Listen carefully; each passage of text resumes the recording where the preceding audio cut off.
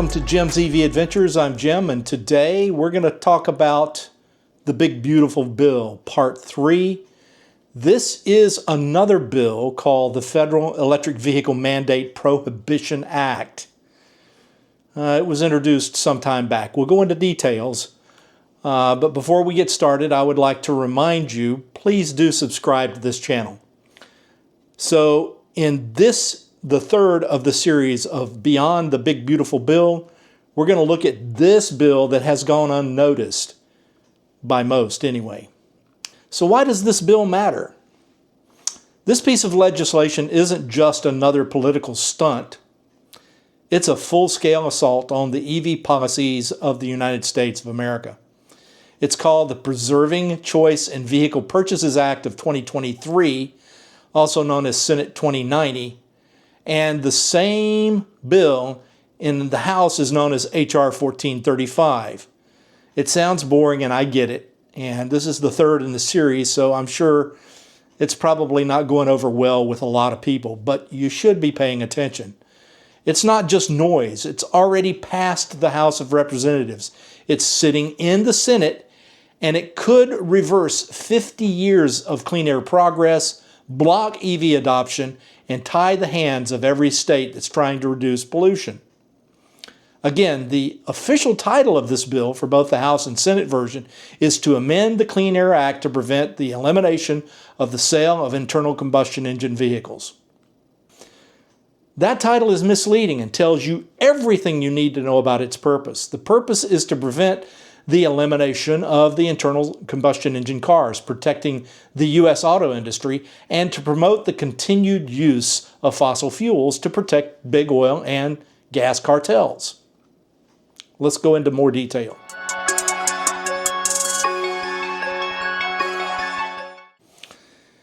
In this section, we're going to talk about the origins of the bill and the sponsorship and who's behind it. This bill was first introduced to the House of Representatives on March 8, 2023.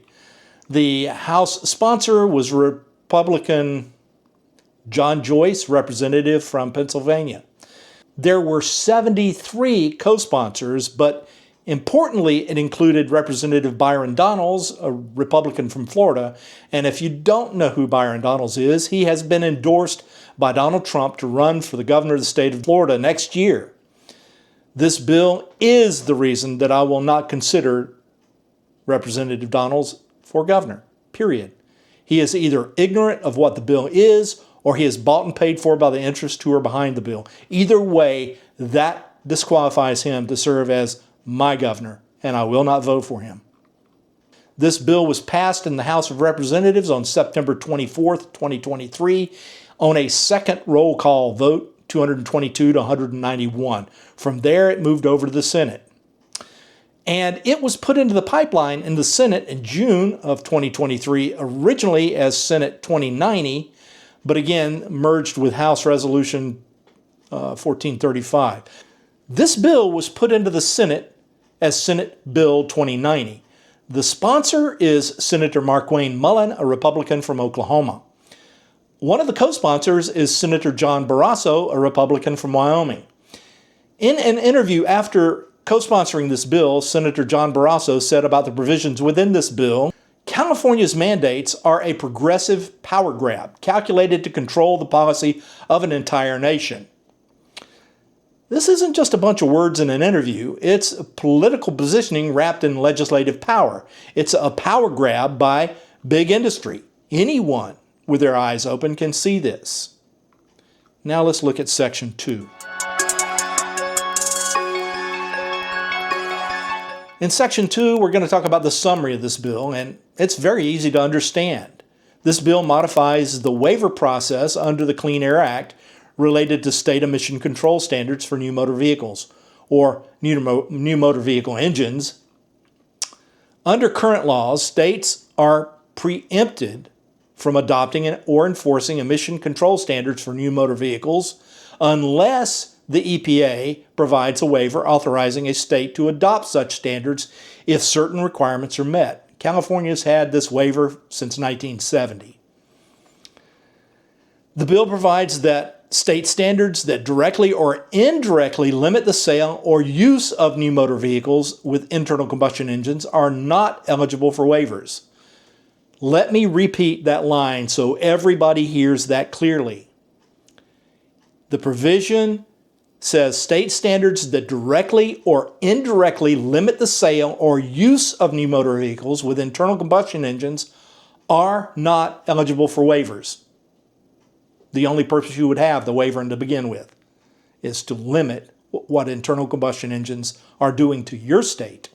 The bill also prohibits the EPA from determining that any state standards amended after the bill's enactment are within the scope of an existing waiver. Bye-bye, California. Additionally, the bill requires the EPA to revoke waivers granted before January 1st, 2022. And the date of enactment of this bill, if the standards are directly or indirectly limiting the sales or use of new motor vehicles with internal combustion engines. Basically, they're protecting cars with internal combustion engines. They don't want them to go away. They want to burn as much gas as they can. They want to put the entire planet in a CO2 coma, period. So, let me summarize it for you this way. It blocks the EPA from setting vehicle emission rules that favor EVs, number one. It prevents California from requesting waivers under the Clean Air Act, number two. It bans any future rule that would encourage or require more EVs than gas cars, number three. And it undermines state authority, federal environmental protection policy, and automaker planning, number four. So 4 things it's going to eliminate in favor of the internal combustion engine, the current auto industry in the U.S., and big oil and gas cartels, period. It's a fossil fuel powered grab that is actually camouflaged as freedom. Actually, it is just another example of how industry controls this country through their continued funding of political campaigns.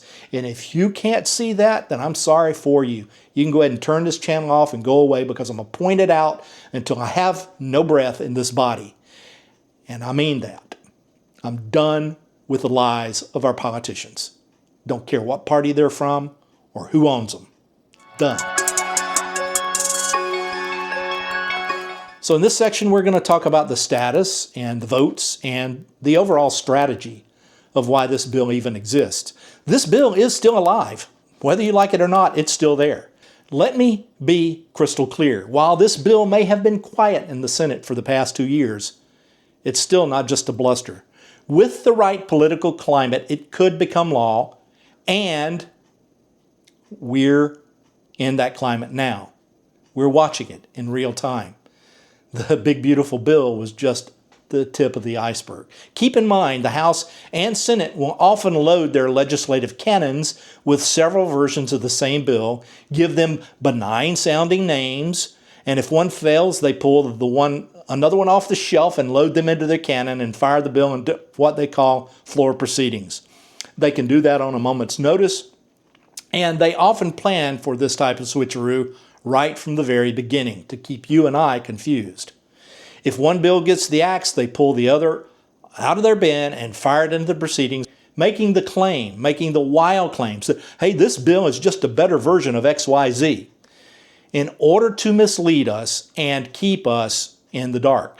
And the press just plays along with this like the good little propaganda machines that they are. And I'm not talking about just Fox News. I'm talking about all of the press, because they are also bought and paid for by your big fossil fuel industries. If you don't believe that, just watch the commercials. Now in section 4 here, we're going to talk about the money and the motive.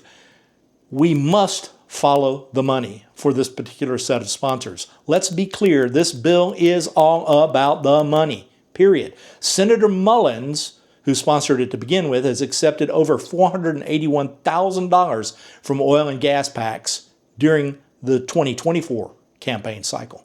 Senator Barrasso has accepted $789,000 from the oil and gas PACs and big donors during the 2024 campaign cycle. That's over $1 million already, and we haven't even gotten to all the co-sponsors. There's no telling how many dollars went into the co-sponsors' campaigns. Over on the representative side, the House side, Representative John Joyce received $109,000 from Big Oil during the 2024 campaign. And Representative Donalds here in the great state of Florida, the one who Donald Trump wants to be our next governor, received over $70,000 in Big Oil donations during the 2024 campaign. And the other 72 co-sponsors probably received a like amount. So you can basically say that this entire bill was funded by the fossil fuel PACs and the automotive PACs. Again, Senator Barrasso said about this bill in that same interview, America can't meet these impossible standards, and the American people don't want to meet these standards. Well, Senator Barrasso, you're dead wrong. Read my lips, you're wrong.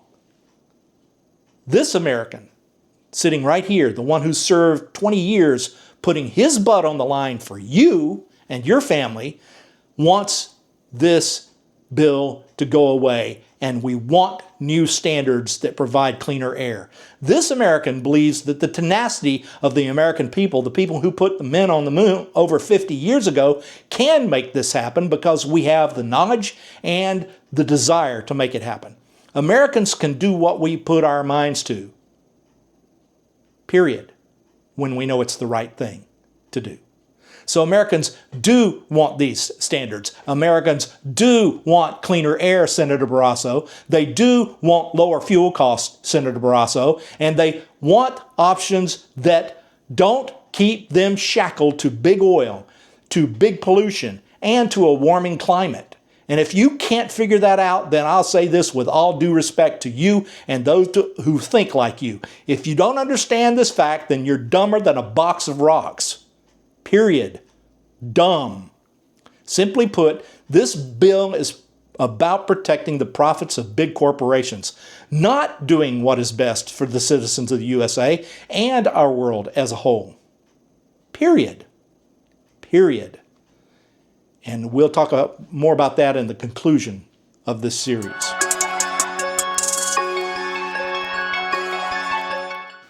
So, the choice is ours. And why am I mentioning this legislation? Because this bill is not dead. It may be sleeping in the files of the Senate, but it does not have to go through the House again to become law, because that's the way things work. And to become law, the Trump administration, who is hell-bent on serving big oil, will sign anything that could stop the proliferation of the EV.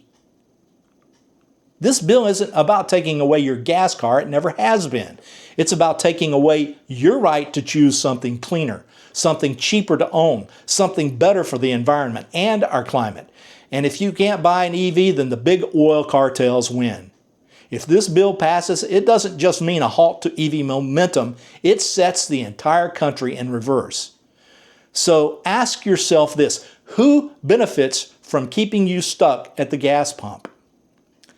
With a name like to amend the Clean Air Act to prevent the elimination of sale of internal combustion engines, it does not take a genius to figure out who will benefit. Period.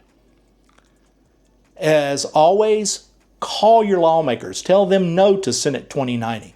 No to H.R. 1435. I've put links in the description below to help you find the contact information for your elected officials. This isn't just about electric cars. It's about whether we're going forward or backwards. Thanks for stopping by, and I will see you out there or somewhere along the route from point A to point B. Take it easy, everybody, and keep driving electric. Keep plugging in. I'll see you all real soon with the conclusion of this series, and it's going to be fun.